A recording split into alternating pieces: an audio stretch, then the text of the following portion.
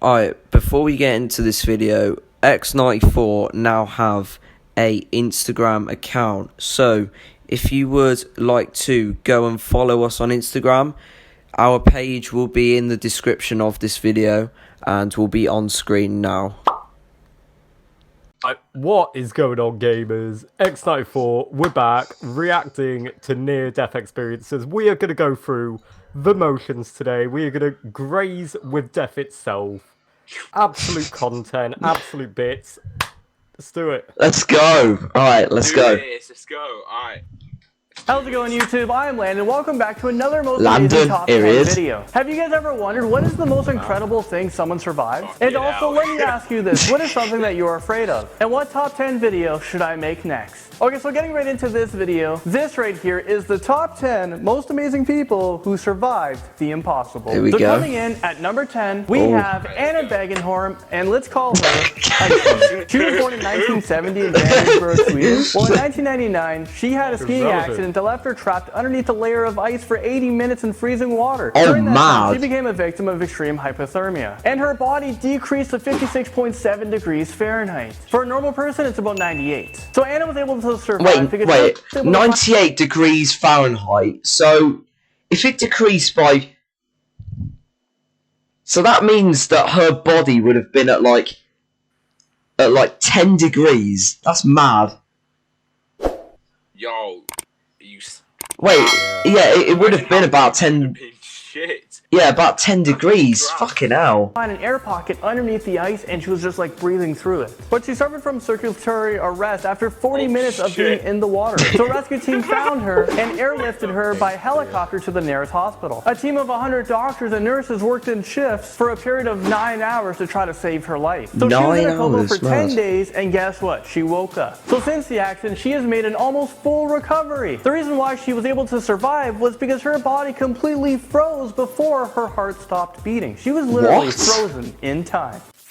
Yo. Wait, so she froze and... Serious? Yo. Wait, so everything in her body basically froze apart from her heart. That's mad. She literally froze to death, bro. That's actually mad. Fucking hell. Number 9, we have Vesna Valuvic, and let's call her the Flying Woman. Vanessa was a stewardess on board Flight 367 back in 1972. Her plane went down while flying over East Germany on its route from Stockholm to Belgrade when the plane exploded from Croatia terrorists who planted a bomb on the plane. So the plane broke into two, and Vanessa flew right out of the plane. So she fell 10,160 meters to the ground. The plane then crashed into a mountain near a village, killing everyone, leaving her as the sole survivor. She suffered a fractured skull, 3 broken vertebrae. She was temporarily paralyzed from the waist down and also had 2 broken legs. She went into a coma for 27 days, but now she was fully recovered from the accident. She was then put into the... Are you mad? Wait, deep this for a second, right? So... My guy having a leech on or something. Bro, right, so... She's just fell 10,000 feet and... she survived. What? I mean, what? Yo, nah, that's nah. What? Records books for the highest jump. Man got out there and thanked the bus driver. Let's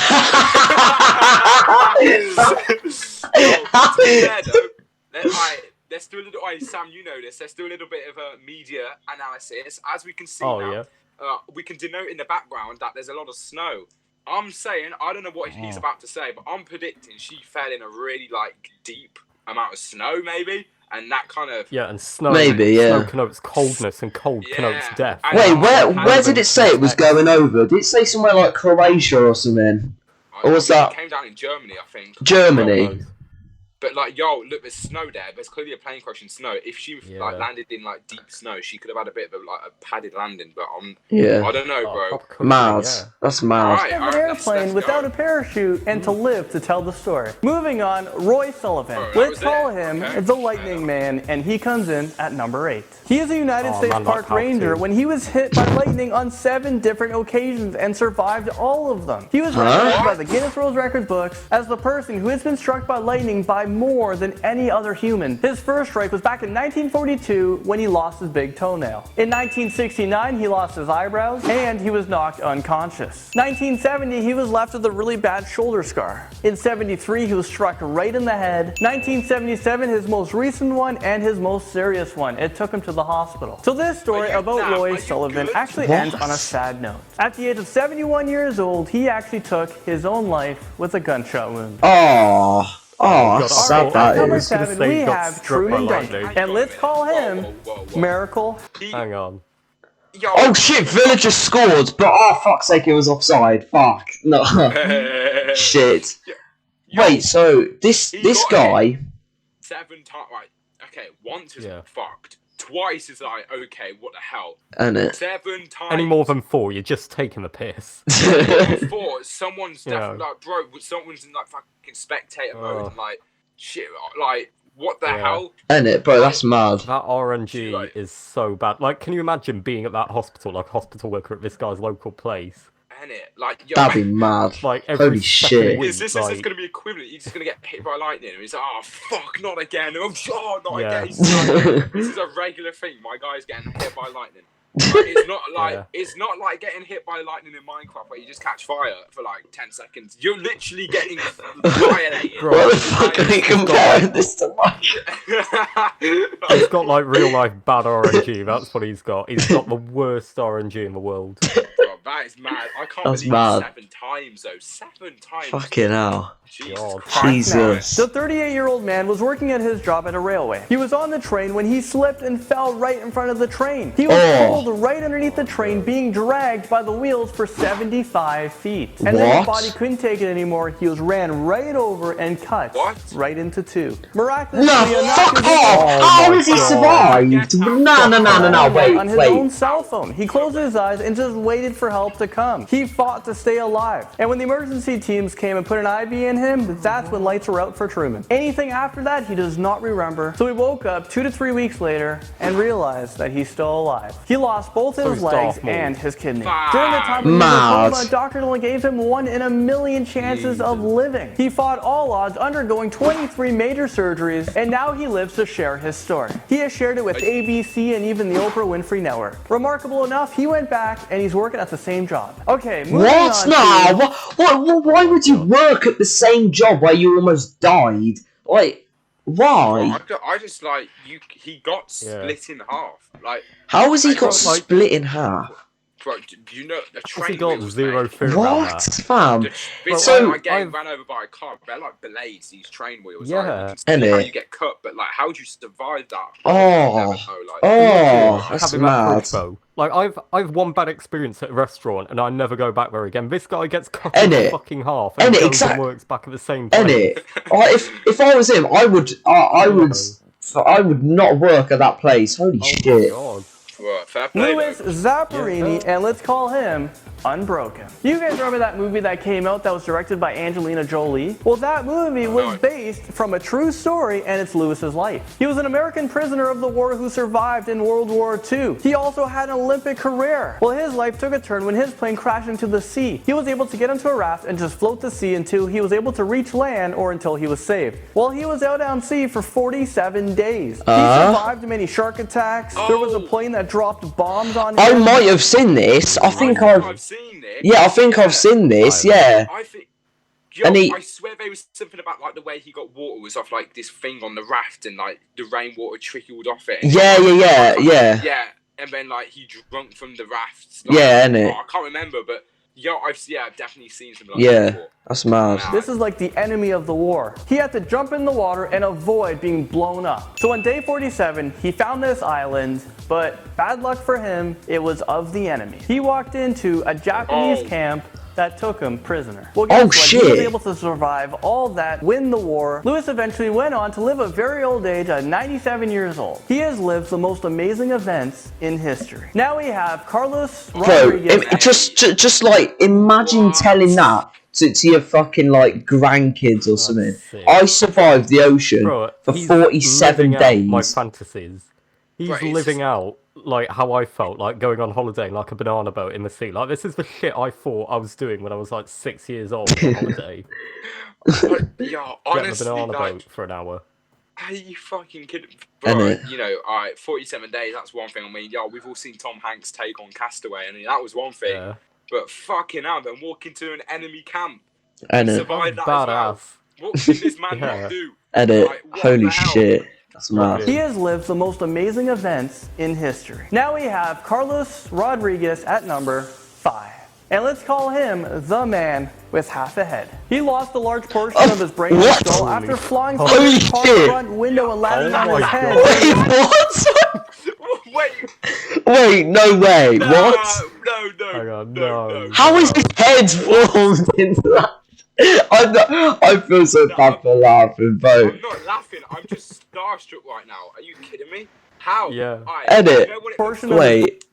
brain and skull after flying through his car front window and landing on his head during a serious car accident. This picture that you guys are looking at right now, everyone thinks that this is fake, this is impossible, you know, this is photoshopped. Well, no, this is real, and this is the guy's true story. Doctors were forced to cut away large portions of his head and skull to try to keep this guy alive during the brutal accident that he went through. So he's missing a lot of flesh and bone. He has fully recovered, and Eddie, where is his he's living brain? a very normal life. Very lucky guy. Alright, So you the can't be accident doing happened him when he like was that. 14 years old. No. He was on a lot of drugs and decided to go while driving. He hit into a pole and went flying right out the front window because he didn't have a seatbelt. Wait, play that back you again. Can't violate him like that. Wait. She used a photo of him as he was getting a fucking haircut. Bro, You look. can't be doing that. Edit. You can't violate him like that. Wait, listen to this, right? So the accident happened when he was 14 years old. He was on a lot of drugs and decided to go while driving. He hit. My man was on drugs when he was 14, and he was fucking driving whilst he was high. Like, I'm sorry, fam. right? Can we just quickly look at what the action of this guy when he tried to symbolise driving? Did you see the movement he did? Look, happened when he was 14 years old. He was on a lot of drugs and decided to go while driving. He hit into a pole. Oh, look at that cheeky little Nene. Wait. 14 years old. He was on a lot of drugs and decided to go while driving. He hit into a pole and went flying right out the front window because he didn't have a seatbelt on. Well, he was arrested, but he spent most of his time at the hospital. Coming in at number 4, Aaron Ralston. Or you know what, better known as 127 Hours. I know what you guys are thinking. Oh my god, Landon, I freaking love that movie. Well, this is another movie based out of a true story. Aaron was the man behind the movie that was played by James Franco. In 2003, in southeastern Utah, he had an accident where he fell from a cliff when a boulder fell on his right forearm. He was trapped there. He was stuck there for 5 days, which was 127 hours. He resorted to amputating his own arm with a dull knife in order to get himself free. And if you guys go on YouTube right now, his original footage, not from the movie footage, Aaron's video is on YouTube, and you guys can watch the real thing. He even talks about what he had to go through to cut reaction his arm video off. to that. Oh, wait, so, wait, how is he still, I swear, if you, like, cut your arm off, imagine how much blood that's coming out of that, like, Like, how has he survived that? Stuff at the end of your limb, like, how do you stop that? But imagine, he's slicing his own bone with, like, a knife, like, shit. Oh my god. How do you do that, though? Yeah, how do you have the same amount of force? Like, how can you be? Oh, yes! 2-0 Villa! Oh, yes! What a goal! I saw that as well. Oh! With Bertrand Traore, lovely work by him. Grealish with the cutback. Traore! What a magnificent goal! Once this guy was free, he was still far from safety. He had to rappel down 65 feet and walk for hours to try to find some help. During this time, he lost 40 pounds and 25% of his blood, but somehow he found the strength to survive. So now he considers himself as reborn. Okay, moving on. Wait, so he lost 25% of his blood inside of his whole body, and he had to go down a mountain with one arm, which he had to cut off himself, and he still survived. We have Julianne Kopecki, or let's call her Sole Survivor. At the age of 17 years old, she was on a plane in 1954 that crashed into a mountain in Vietnam after being struck by lightning due to a severe thunderstorm. The flight was Lanza Flight 508 and it was en route from Lima, Peru to Pucallpa, Peru. There was 92 people on board and one of them being her mom. Well, Julianne was the only survivor who survived the 10,000 feet fall. The whole time she was still strapped to her seat, so she fell to the bottom of the forest. She was knocked out for a whole day. When she woke up, she realized that she's the sole survivor. So this is when she knew she needed to find help, try to find a village or something. So in the forest, she was being eaten alive by bugs and maggots. So she learned something that her father taught her because her mom and dad are actually scientists. And she knew to get rid of all these bug bites, she needed to burn them away by getting gasoline and pouring it all over her body. But it worked. 11 days later, she was saved. So much later in time, investigators found out that her mother actually also survived the crash, but she died in the forest. So she's not the sole survivor then? Wait! That's mad. Wait, so... That her mum survived as well, that is so sad, yo, she didn't even know. So she's not the sole survivor? No, I think... I mean, you could look at it from that angle, yeah. Yeah, bro, I'm just think, bro, maggots were eating her, like properly eating her, bro. She poured. I'm sorry, but how the fuck did she get gasoline in a forest? Yeah, where'd she get that shit from? She going like trench south in, I bet she got it from like a plane or some shit like that. I don't know, like fucking I don't know. Yeah. The engines or something. I don't know. But yeah, probably. The bottom line is, bruh, she poured gasoline on her. I mean, oh my god. I mean, that is. That's mad. Yeah, moving on swiftly, lads. We have Wenceslas Mogel, and he is the Bullet Man. Back on March 18th, 1915, he was captured while fighting in the Mexican Revolution War. Without trial, he was sentenced to be executed by a firing squad. A firing squad is a method of capital punishment. It was very common during the war. It's where a team of people come together, get their guns out, and when they're ready, they start shooting. They start shooting on vital organs, which is usually the head. Wenceslas was shot 9 times, including a final bullet from close distance right to the head because they wanted to make sure that he was dead. But miraculously enough, he survived, and guess what? He was actually able to escape. So he went on to live a whole life. God. This famous picture that you guys have been seeing throughout this whole thing, it was taken in 1937 in NBC studios. After 20 years after he was shot, he was talking about his story, and after that he went on to travel with the Ripley's Believe It or Not crew around the world. And finally, at the number 1 spot, Wait, so he's been shot 9 times, and like in the head as well. Oh my god. And he survives. Wow. Boys, I'm just saying, right, if you're watching this video right now, you might be feeling useless, right? But imagine being one of those like 7 people on the firing squad. Innit? Wait, just saying, right? That's the type of shit you do in GTA, like what the fuck? Yeah. Bro, do you see the pictures though? Wait, go back to the pictures. Wait, I want to see those. Look, like they're legit, like point blank, like firing at his head while he's got a blindfold on. Holy shit! They must have been like, yeah, easy kill. I mean, they come around, turn back around the corner, and he's gone. They're like, fuck. Like, yo, that's mad. Mate, that must have been like dazzling. Like, who? Bro, I can't believe that. That's we mad. have Fran Selak, and let's call him the world's luckiest man. Fran is a Croatian music teacher. Back in 1962, Fran was riding a train through a cold, rainy canyon when the train flipped off the tracks and crashed into the river. He survived from a broken arm and hypothermia. The next year, during his first and only plane ride, he was blown out of a malfunctioning plane door and landed in haystacks. 3 years after that, that's so lucky! Oh my god!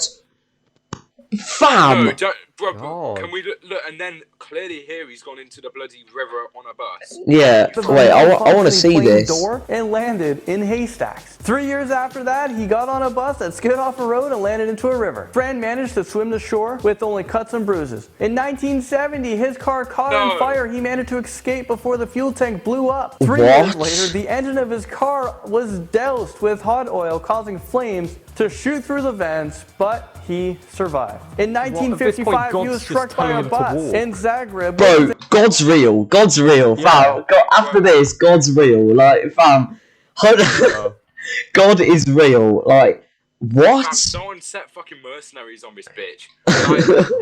God, yeah, like, Survived. In 1955, he was struck by a bus in Zagreb, which is in Croatia, but sustained only minor injuries. Moving on to 1996, he was involved with a head-on collision on a mountain curve, which caused him to get ejected from his car, and he somehow landed in a tree while his car plummeted to the ground 300 feet. It sounds so unbelievable, but he has escaped death 7 times, making him the world's luckiest man. It's almost like a movie, but it doesn't end there. Unbelievably, when he turned 73 years old, he won $1 million. This is like the luckiest, unluckiest guy. So believe it or not, but all of these events are true. But there you have it. That was the top 10. Whoa, wait.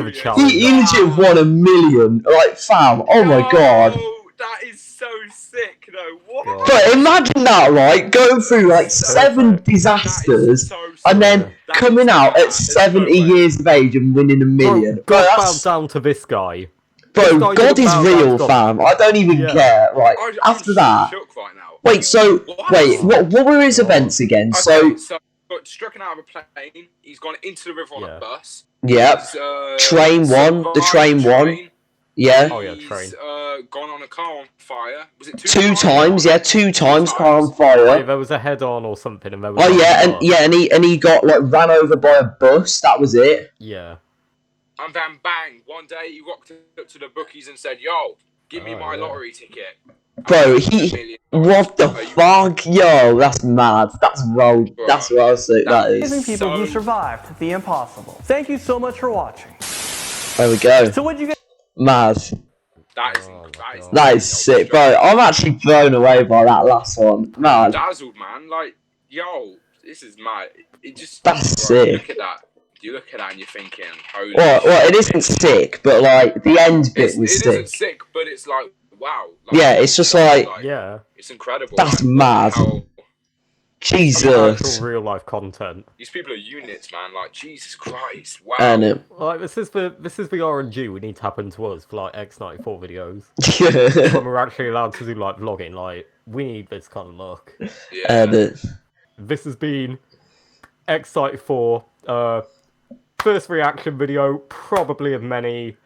There we go. We went through so many emotions there. You know, thrilling experiences. You know. Hope you enjoyed what we made of that. In a bit, boys. Peace.